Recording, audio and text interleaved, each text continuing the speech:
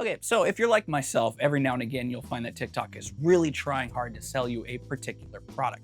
For me, this happens every couple months or so, and usually I'm pretty good at avoiding it. But there's been a particular product showing up in my For You page, and it's kind of annoying. And it's even more annoying that there's a lot of influencers now trying to really sling this product. So, well, I bought one so you don't have to.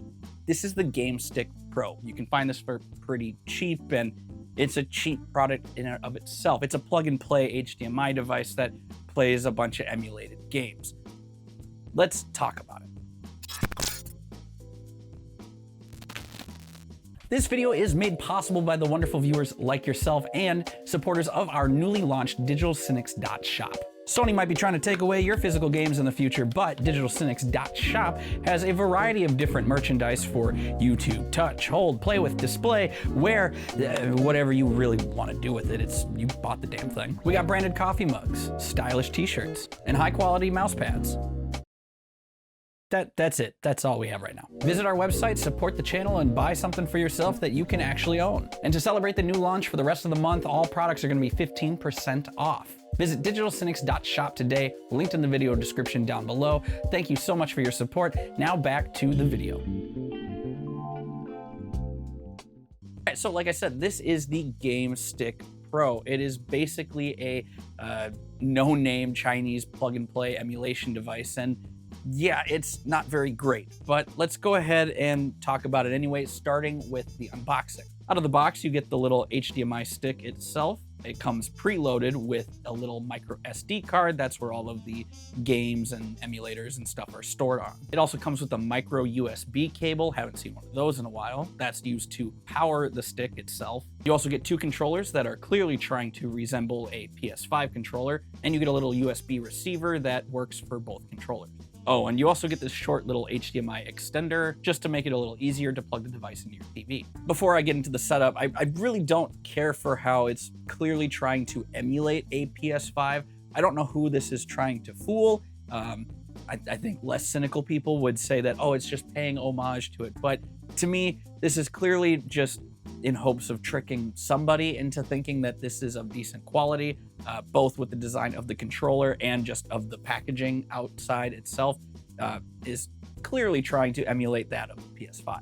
To set the device up, you just simply plug the device into your TV, then you connect the stick to a power source. I just plugged it directly into my TV. That seemed to work fine. Plug the USB dongle into the stick, slap a couple AA batteries into the controller, power it on, and you're good to go. Now, before I even got to play any games, my first impressions were just using this just terrible controller. It is just unpleasant in every sort of way. It honestly feels like a dollar store pickup toy that I just happened to find. I understand that the device is super cheap, so getting two controllers with this thing, yeah, you're expected to get something super cheap feeling and low quality. And yeah, this is what this is. This is a PS5 looking controller that feels like a dollar store toy. All of the buttons feel really bad to press and just feel really cheap, including the outer shell. It's just all very flimsy in the hand, and the joystick makes this really unpleasant grinding sound. I'll see if I can pick it up on the mic here. Not sure how well that picked up or not, but it's really bad. Fortunately, it appears that the GameStick Pro does work with a standard wired controller, so I immediately set those two controllers to the side and plugged in an old Xbox 360 controller. All right, so this is an emulation device after all. Let's talk about the emulation and, what games and what systems come with the GameStick Pro. My GameStick Pro came with 20,090 games preloaded onto the device. As far as what emulated systems you have on here, I'm not going to cover all of them here, but you have everything from the Atari 2600 to the Lynx to PC Engine, NES, Game Boy, Super Famicom, Super Nintendo, Game Boy Color, Game Boy Advance, Genesis. You have some arcade emulation and PlayStation 1. Now, I've gone on record in my last video saying that I'm a pretty casual user when it comes to emulation, and most of my enjoyment just comes from, setting up a ROM library and playing the games. I'm not really into the back end of things and not really interested in a whole lot of tinkering, but I still try to look at the settings where I can. And when it comes to this system, it is basically as bare bones as you can get. As far as I can tell from a plug and play standpoint, there's really no settings that you can go into and, try to tweak the hardware in any sort of way to improve your emulation experience, as far as I could find anyway. Smarter people than me, please leave some wisdom in the comments down below. But yeah, like I said, it's incredibly simplistic.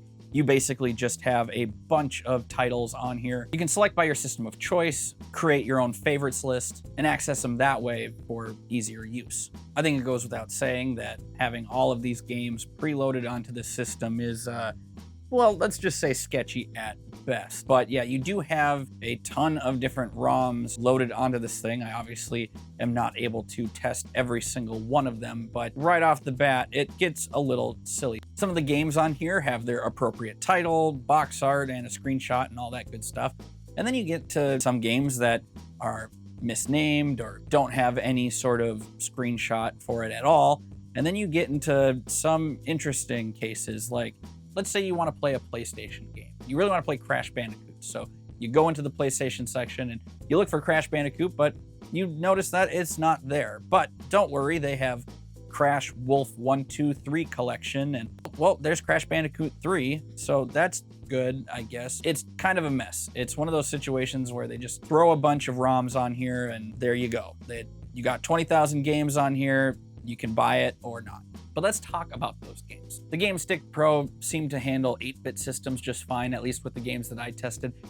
Mostly NES titles, they all seem to work just fine. But what's funny is even just taking one step up to something like Super Nintendo, that's when we already start to see problems. You see, the GameStick Pro is a very underpowered system in and of itself.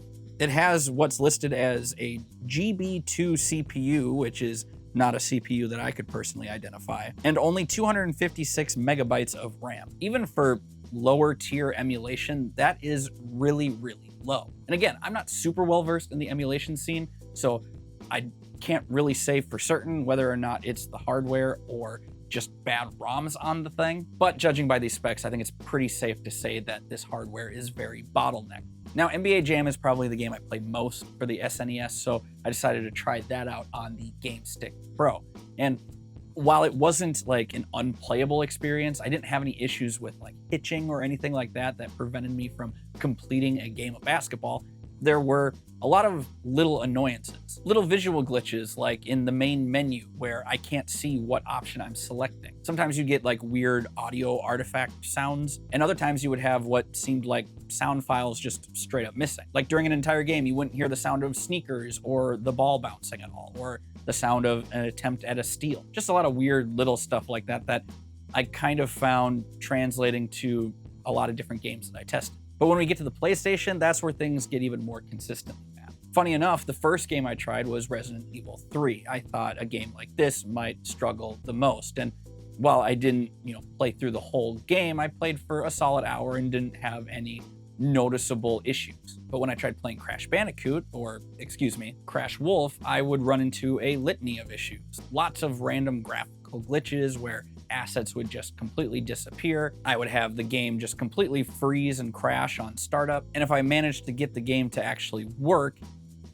it doesn't translate on camera very well, I don't think, but it feels very much like a slideshow, and it's just unplayable. Like if you want to get this cheap little device to play PlayStation 1 games, this is not going to work for you. It just gets bottlenecked, and I really think this is a hardware issue. And yeah, no, it's unplayable. It's kind of disappointing with the emulation experience because, I mean, this thing natively just out of the box stretches the image already, so you don't get a good looking picture when you're trying to play your retro games.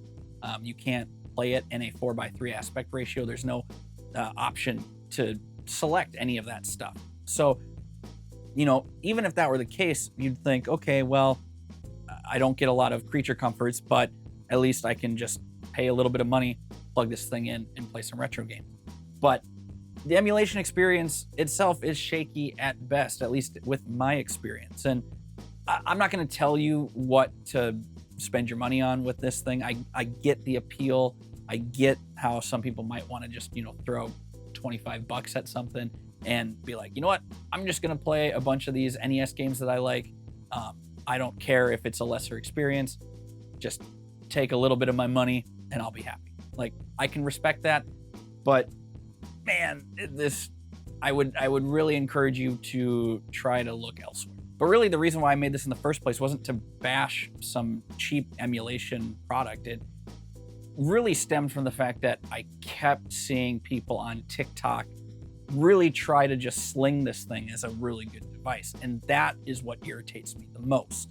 Look, I'm a content creator. I do affiliate links and that sort of thing, but I try to be ethical with the stuff that I talk about, and I'm honest with my opinions. And if I recommend something, it's because I actually use it, or I would actually use it and recommend it to other people. Seeing people on TikTok just keep trying to sling crap to make a quick buck, it's just really annoying.